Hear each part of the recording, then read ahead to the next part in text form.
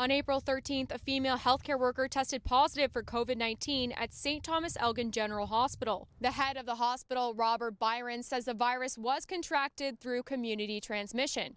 He says the individual immediately notified the hospital and precautions were put in place to limit the transmission of the virus. Included what we refer to as contact tracing.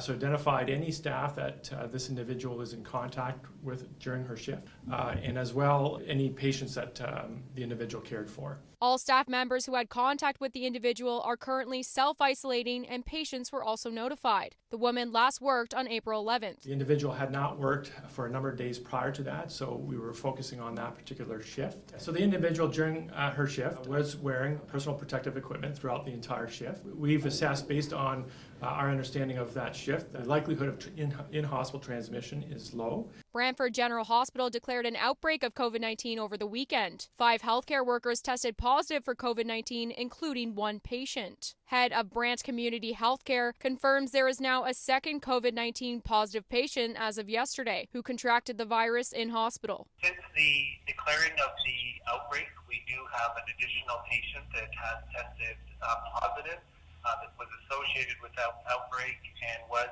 a roommate. We have a look-back window of 48 hours from the time of contact. I can tell you, though, to identify this particular case, we had to look back beyond the 48-hour window that we traditionally have looked at. 1 patient is in critical condition. The medical officer of health for Middlesex London gives some advice for those on the front lines. We're doing something called work-home isolation.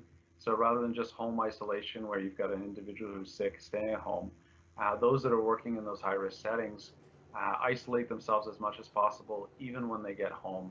Jordan Reed, CTV News.